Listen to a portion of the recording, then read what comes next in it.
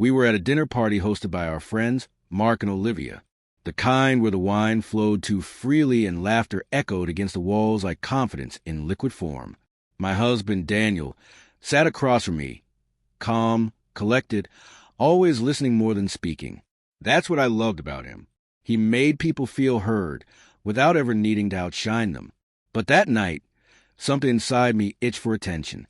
Maybe it was the Chardonnay. Maybe it was the way Olivia's husband made her laugh. Or maybe I was just tired of being the quiet couple in a room full of louder, brighter personalities. When the conversation shifted to embarrassing partner habits, the jokes started rolling. Snoring, forgotten anniversaries, mismatched socks. Then Olivia turned to me.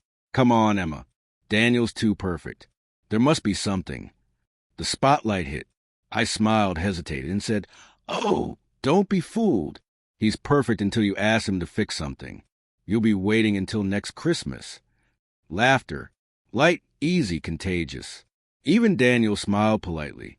That laugh in the room made me go further. And don't get me started on his cooking. The man once burned water. That one landed harder. The laughter grew louder, almost gleeful. I joined in, but halfway through it started to feel hollow. Daniel looked down at his plate. Quiet. Mark tried to keep things light. "Come on, Dan, defend yourself. You can't let her get away with that." Daniel looked up, smiling faintly, but his eyes had changed. Not angry, not even hurt, just distant. "I'm fine," he said softly. "She's right. I'm not much good at fixing things." He paused. "Except when it's something broken between us. But even then, she'd rather laugh than talk." The room fell silent. You could hear the refrigerator hum. Olivia shifted in her seat. Mark poured more wine, but the air stayed heavy, thick with what he'd just said. I forced a laugh. "Oh, come on. Don't make it so serious." My voice cracked. Everyone heard it. Dinner went on, but I barely tasted the food. His words replayed in my head over and over. Asterisk, she'd rather laugh than talk. Asterisk. On the drive home, silence pressing on us. I wanted to say something, anything, but the right words never came. When we got inside, Daniel went to the kitchen, filled a glass of water, and said quietly, "You know, I never mind being the joke, but tonight it felt like I wasn't your husband, just a punchline." I crossed my arms. "It was just a joke, Daniel. Everyone laughs at their partners sometimes." He nodded slowly. "Yeah, but not everyone laughs at their partner in front of everyone else." The distinction hit harder than I expected. I didn't reply. He walked out, and I stood there with my heart pounding louder than any laughter from earlier. That night, I couldn't sleep. I kept seeing his face at the table. The quiet disappointment. The kind of tired that builds over time. Deep down, I knew this wasn't the first time I'd made him feel small. It was just the first time he let me see it. The next morning, he was dressed before I woke, sitting at the edge of the bed, tied his shoes with careful, silent focus. "I'm heading to work early," he said.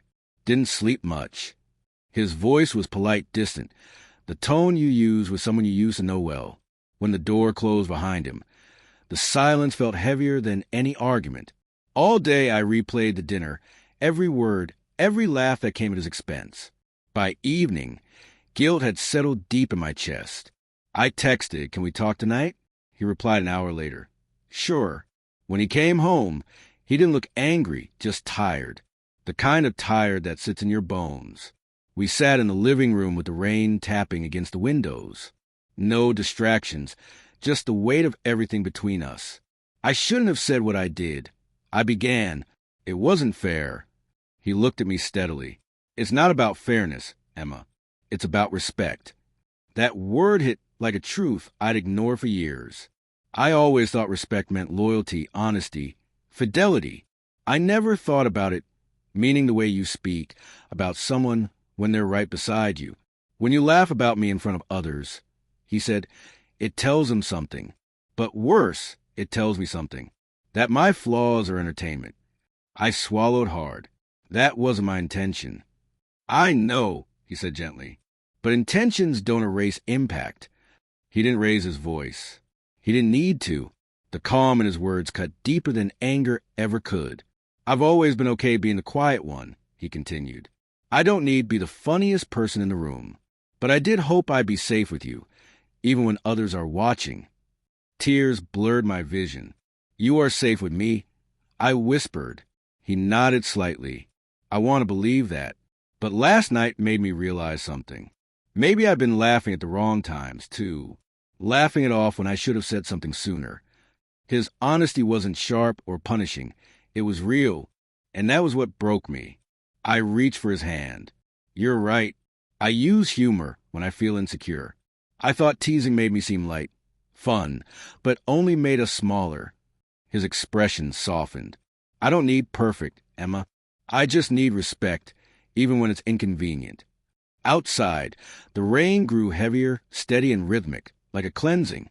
We sat in silence, not the cold kind, but the fragile kind that asked to be handled gently. After a while, I whispered, I'll make it right. He smiled faintly. You already did, by not turning this into another joke. That night, when we finally went to bed, the space between us didn't feel so wide. I rested my head on his chest, and for the first time in months, he didn't pull away. And as I lay there listening to the rain, I understood something simple but profound. Love doesn't always break with shouting. Sometimes it wears thin through laughter that wounds instead of heals. And sometimes it only takes one quiet truth to start stitching it back together.